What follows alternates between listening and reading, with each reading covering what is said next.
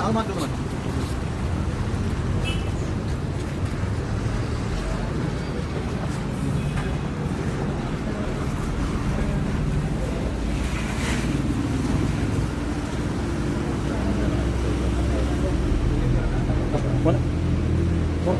കുറച്ചുകൂടി ഫണ്ട്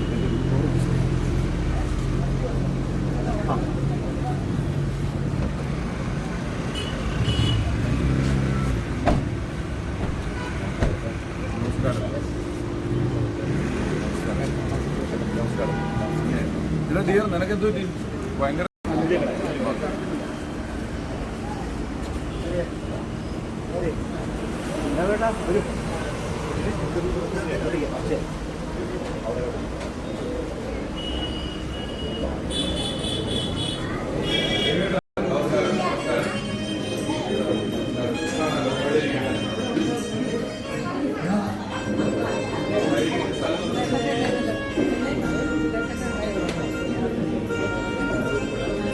എല്ലാ പ്രിയപ്പെട്ട സ്നേഹനിധികളായ സുഹൃത്തുക്കൾക്കും ഗുരുക്കന്മാർക്കും നമസ്കാരം.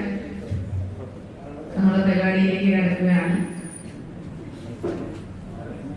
മൂന്നാമത് കലാക്ഷേത്ര കലാസാഹിത്യവേദിയുടെ മൂന്നാമത് അരങ്ങുണർത്തൽ. പ്രിയമുള്ള സഹോദരിയെ, അടുത്ത ഒരു വെല്ലുവിളി കലാക്ഷേത്ര കലാസാഹിത്യവേദി പാലക്കാട് നാടക പ്രതിഭാ പുരസ്കാര ചടങ്ങുകൾക്ക് തുടക്കമാവുകയാണ്.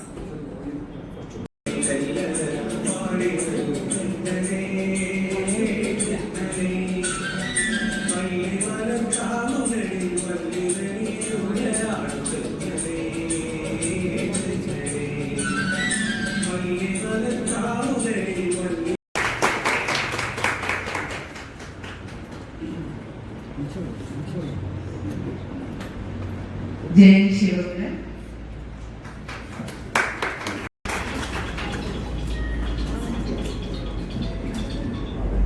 സ്വാഗതം ആശംസിക്കാനായി ശ്രീ പി സഹദേവൻ അവരുടെ സാദരം ക്ഷണിച്ചുകൊള്ളുന്നു. കൺവീനർ സംഘാടക സമിതി.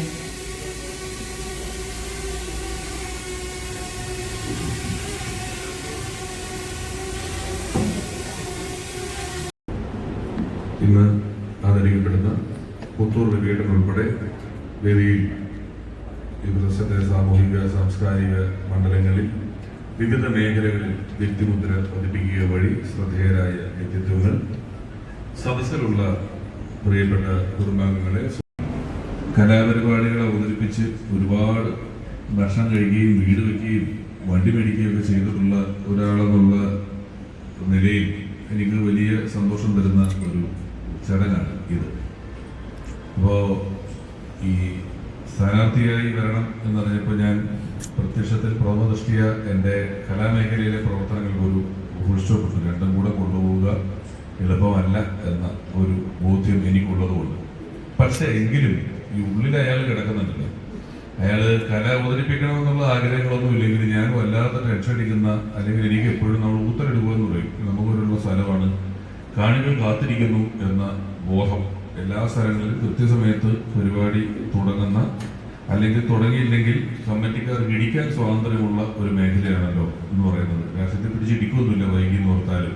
പക്ഷെ കലാകാരൻ വൈകിയ വലിയ ടെൻഷനാണ്. മാത്രവുമല്ല, വളരെ പണ്ട് ഞങ്ങളുടെ തുടക്ക സമയത്ത് മൊബൈൽ ഇത്രയും പോപ്പുലർ അല്ലാത്തപ്പോൾ ഈ കമ്മിറ്റിക്കാർ നമുക്ക് എഗ്രിമെന്റ് എഴുതുന്ന സമയത്ത് രാത്രി 10 മണിക്കാണ് പരിപാടിയെങ്കിലും എഗ്രിമെന്റിൽ 7 മണിന്നൊക്കെ എഴുതും. അപ്പൊ പിന്നെ ആ ടെൻഷനില്ല.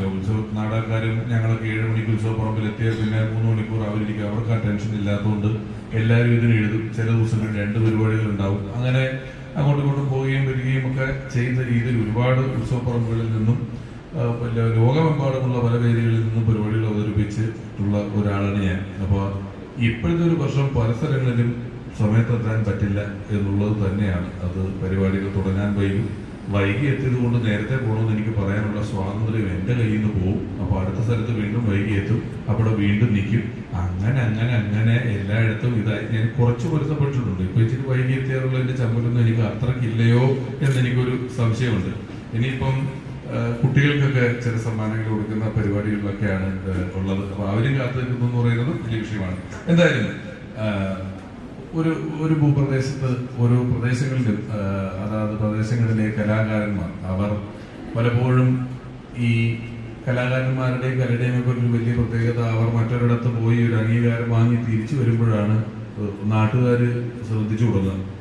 വലിയ പാടാണത്. എന്നാൽ രവിയേട്ടനെ പോലുള്ള ആളുകളൊക്കെ അധികം ആസ്ഥാനം മാറാതെ കലാകാരനാവും തോറും കലയിൽ വളരും തോറും കലയ്ക്ക് കൂടുതൽ വളക്കൂറുള്ള പ്രദേശങ്ങൾ തേടി കലാകാരൻ പോവുക. വെളിച്ചമുള്ള സ്ഥലത്തേക്ക് ചെടി വളയുന്നത് പോലെ കലാകാരൻ അങ്ങനെ പലരുമൊക്കെ പോകാറുണ്ട്. കലാപ്രവർത്തനങ്ങളുമായി പോകുന്നതിൻ്റെ ഒപ്പം താമസവും കാര്യങ്ങളും ഒക്കെ ആയിട്ട് പോകാറുണ്ട്. എന്നാൽ രവിയേട്ടനെ പോലുള്ള ആളുകൾ എപ്പോഴും അവരെ സമഗ്രമായി ഒരു നാടിന് സമ്മാനിച്ചുകൊണ്ട് അവിടെ തന്നെ നിന്നുകൊണ്ട് അവരുടെ പ്രവർത്തനങ്ങളെല്ലാം മുന്നിലേക്ക് കൊണ്ടുപോകുന്നു എന്ന് പറയുന്നത് വലിയ ഒരു കാര്യം തന്നെയാണ്.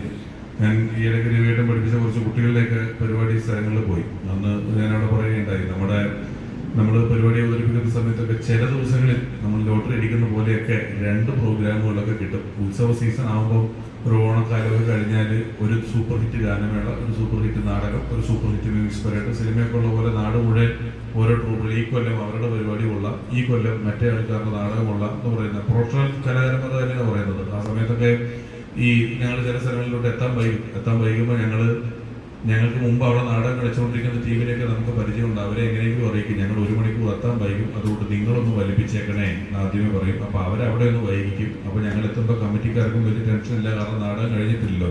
തിരിച്ചും ഞങ്ങളെ വിളിച്ച് പറയും മ്യൂസിക് പരേഡ് തുടങ്ങാൻ ഒത്തിരി താമസിപ്പിക്കണം, അഴിച്ച് ഊരിക്കൊണ്ട് പോകാൻ ഇച്ചിരി താമസിപ്പിക്കണം, ഞങ്ങൾ എത്താൻ ഇത്തിരി വൈകും എന്നൊക്കെ പറഞ്ഞ് അങ്ങനെ കമ്മിറ്റിക്കാരറിയാതെ നാടകക്കാരും മ്യൂസിക് പരേഡുകാരും ഒക്കെ തമ്മിൽ കൈകോർത്ത് ഒരുപാട് പരിപാടികൾ അവതരിപ്പിച്ചിട്ടുണ്ട്. എന്തിനു പറയുന്നത്, ആ സമയത്ത് ഈ ഉത്സവ പരിപാടിയിൽ കടലയും ഇഞ്ചി മിഠായിയൊക്കെ വെക്കാൻ വരുന്നവരാണ് പുറംനാട്ടുകാരായിരിക്കും. അവർ ഉത്സവം കഴിഞ്ഞാൽ നാട്ടുകാർ വീട്ടിൽ പോകും. ഇവർക്ക് ഹൈവേ വരെ പോകാൻ വണ്ടി പോലും ഉണ്ടാവില്ല. അപ്പം ട്രൂപ്പിന്റെ വണ്ടികളിലാണ് ഇവർ കയറി പോകുന്നത്. ഞങ്ങളോട് ചോദിക്കും, ഇനി ഈ പ്രദേശത്ത് ഉത്സവങ്ങൾ എവിടെയാണ്, നിങ്ങളുടെ പരിപാടി എവിടെയാണെന്ന് ചോദിച്ച് ഇഞ്ചി മിഠായി കിട്ടുന്ന ആളുമായിട്ട് വരെ ഒരു കണക്ഷൻ. അതിന് പ്രതിഫലമില്ല. വണ്ടി കയറുമ്പോൾ ഞങ്ങൾക്ക് എല്ലാം ഓരോ ഇഞ്ചി മിഠായി പുള്ളി തരും, അതാണ് പുള്ളിയുടെ വണ്ടിക്കൂലി. അങ്ങനെയൊക്കെ വേദികളിൽ ഒരുപാട് കാലം ബസ് കിട്ടിയിട്ടും ഞാൻ ഒരു ചെറിയ കഥ കൂടെ, ഞാൻ രവിയേട്ടൻ പെൺവേഷം കെട്ടിയ കഥ പറഞ്ഞല്ലോ. എനിക്കും എൻ്റെ കലാപരിപാടികളുടെ തുടക്കകാലം മുഴുവൻ പെൺവേഷമായിരുന്നു. നമുക്ക് എവിടെ ചെന്നാലും എനിക്ക് അവതരണം കഴിഞ്ഞാൽ അപ്പോൾ പെൺവേഷം കെട്ടുന്ന പരിപാടികളായിരുന്നു. അപ്പോഴൊക്കെ ഒരു ദിവസം ഈ നമ്മൾ ചില ദിവസങ്ങളിൽ ചില സ്ഥലങ്ങളിൽ ആലുവ കൂട്ടക്കൊല്ലം നടന്ന ദിവസം ഞാൻ രാത്രി അവിടെ ഉണ്ട്. എല്ലാവരെയും നാടടച്ച് പോലീസ് തപ്പുമ്പോൾ നമ്മളെ പിടിക്കും. നമ്മുടെ ബാഗ് തുറന്ന് നോക്കുമ്പോൾ ഒരു വിഗും ഒരു സാരിയും ഒരു ബ്ലൗസും ഒക്കെ വിഗിനകത്ത് ഇരിക്കുന്നു. അപ്പോൾ പോലീസ് എന്താണ് നിന്റെ പണിയെന്നൊക്കെ ചോദിച്ചാൽ വല്ല തെളിവുണ്ടോ ഇതുപോലെ. ഒരിക്കൽ ഇതുപോലെ വൈറ്റിലയിൽ ഞാൻ ബസ്സിനകത്തെത്തുമ്പോൾ രാത്രി എന്നെ പോലീസ് പിടിച്ചിട്ട് ഞാൻ ചോദിച്ചു, എന്നോട് ചോദിച്ചു എന്താ പരിപാടി. ഞാൻ പറഞ്ഞു എന്നൊരു മിമിക്രി ആർട്ടിസ്റ്റാണ്. അപ്പോൾ അദ്ദേഹം പെട്ടെന്ന് പോലീസുകാരൻ എന്നെ തെളിവ് ചോദിച്ചു. തെളിവൊന്നും കാണിക്കാനില്ല, മിമിക്രിയാണ് തെളിവ്. ഞാനൊരു വെയിറ്റ് ഷെഡിൽ നിന്നൊരു 10 മിനിറ്റ് മിമിക്രി അവതരിപ്പിച്ചു. അപ്പോൾ പറഞ്ഞു കൊള്ളാം, നീ നല്ല മിമിക്രിക്കാരനാണ് എന്ന് പറഞ്ഞ് പോലീസ് പോയി. 10 മിനിറ്റ് കഴിഞ്ഞപ്പോൾ അടുത്ത ജീപ്പ് വന്നു. എന്താണ് ഇവിടെ കാണിച്ചെന്ന് പറഞ്ഞു. 5 മിനിറ്റ് കഴിഞ്ഞപ്പോൾ വേറൊരു ജീപ്പ് വന്നു. ഒരു 4-5 ജീപ്പ് ദുരിതാന്ന് പറഞ്ഞു വന്നു. അപ്പോഴാണ് മനസ്സിലായത് ഈ ആദ്യം കേട്ട പോലീസുകാരൻ മറ്റേ വാക്കി ടോക്കിയിൽ കൺട്രോൾ ഓവർ വൈറ്റിലെടുത്ത് നിൽപ്പുണ്ട്, മിമിക്രി കേൾക്കണമെങ്കിൽ പൊക്കോന്ന് പറഞ്ഞ് എല്ലാവരും അറിയിച്ചിട്ട് എല്ലാവരും വന്നുകൊണ്ടിരിക്കുകയാണ് ഇവിടെ. അപ്പോ ചില വേദികൾ നമുക്ക് രാഷ്ട്രീയം ഒട്ടും പറയേണ്ടാത്ത, രാഷ്ട്രീയം ഒട്ടും ആവശ്യമില്ലാത്ത, ജാതി മത വർണ്ണ വർഗ ദേശ കാല ഭാഷ വ്യത്യാസങ്ങളില്ലാതെ കല കൊണ്ട് ചേർന്ന് നിൽക്കുന്ന, കലയിൽ ചേർന്ന് നിൽക്കുന്ന ആളുകളുടെ സംഗമങ്ങൾ ഉണ്ടാകാൻ ഇതുപോലെയുള്ള കൂട്ടായ്മകൾ വലുതായി നമ്മളെ സഹായിക്കുന്നു. ഇതുപോലെയുള്ള കൂട്ടായ്മകൾ ഒത്തിരി ലൗകികമല്ലെങ്കിലും എല്ലാ സ്ഥലങ്ങളിലും ചെറിയ തോതിൽ അതിപ്പോഴും നിലനിൽക്കുന്നു. അവർ ഒത്തുചേരുന്നു, അവർ പരസ്പരം അംഗീകരിക്കുന്നു, ആദരിക്കുന്നു, കലയെക്കുറിച്ച് സംസാരിക്കുന്നു, ചായ കുടിക്കുന്നു എന്നൊക്കെ പറയുന്നത് വലിയ സന്തോഷമുള്ള കാര്യമാണ്. അതിൻ്റെ ഭാഗവാക്കാകാൻ എനിക്ക് കൂടെ കഴിഞ്ഞതിൽ വലിയ സന്തോഷം. ഇതിന്റെ ഫോട്ടോ ഒക്കെ എടുക്കുന്നുണ്ട്. അതുകൊണ്ട് അടുത്ത ആദരവിനെ രവിയേട്ടന്റെ പ്രൊഫൈലിൽ. അപ്പോ ഇത് തന്നെയായാലും കലയിൽ എൻ്റെ പ്രായത്തെക്കാൾ കൂടുതൽ സീനിയോറിറ്റി ഉള്ള, എക്സ്പീരിയൻസ് ഉള്ള ഒരാൾ, അദ്ദേഹത്തെ ആദരിക്കാൻ ഞാൻ ആളാണോ എന്ന് അറിയില്ല. കലാകാരൻ എന്ന നിലയിൽ, പക്ഷെ MLA എന്നുള്ള നിലയിൽ അതെന്തായാലും രവിയേട്ടനല്ലല്ലോ. അതുകൊണ്ട് രവിയേട്ടനെ ആദരിക്കാൻ കിട്ടുന്ന അവസരം, നേരത്തെ ആദ്യം പറഞ്ഞതുപോലെ ശിവാജി ഗണേശന് മറ്റേ ഈ നാഷണൽ അവാർഡ് കിട്ടിയില്ലെങ്കിൽ അത് എൻ്റെ ഒരു അംഗീകാരമായിട്ട് ഞാൻ എടുക്കുന്നു. എല്ലാവിധ ഭാഗങ്ങളും ഔപചാരികമായി ഉദ്ഘാടനം ചെയ്തതായി പറഞ്ഞുകൊണ്ട് ആദരപ്പ ചർച്ച അതൊക്കെയാണ്. പഠിച്ച് മാർക്ക് മേടിച്ച കുറച്ച് പിള്ളേരെ ആദരിക്കുന്ന പരിപാടിയിലോട്ട് എനിക്ക് പോകേണ്ടതായിട്ടുമുണ്ട്. അതിനെ അനുവദിക്കുന്ന ചടങ്ങ് അതുപോലെ നടന്നോട്ടെ. ഞാനൊരു തടി കൂടെ ഇറങ്ങിപ്പോക്കോളാം. എല്ലാവർക്കും ഹൃദയപൂർവ്വം നന്ദി. ഈ മഹത്തായ ചടങ്ങിൽ വെച്ചതിന് thank you very much. Thank you. രസകരമായി കലാകാരന്റെ ജീവിതം അനുഭവങ്ങൾ പങ്കുവച്ച MLAക്ക് ഞങ്ങളുടെ ഹൃദയം നിറഞ്ഞ നന്ദി അറിയിക്കുന്നു. നരിപ്പറ്റ രാജുവേട്ടനെ രവിയേട്ടനെ പൊന്നാട അണിയിക്കാനായിട്ട് സാദരം ക്ഷണിച്ചുകൊള്ളുന്നു.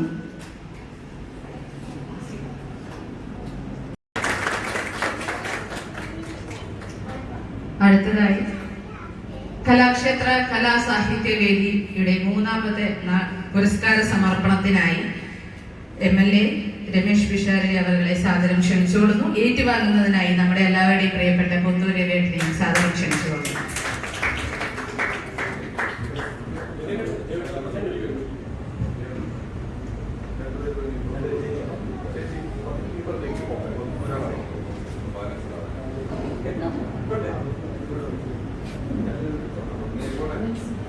നിങ്ങൾക്ക് അടുത്ത പ്രൊഫൈലിൽ ഫോട്ടോ വരണോ? ഭംഗിയായിട്ട് വരട്ടെ.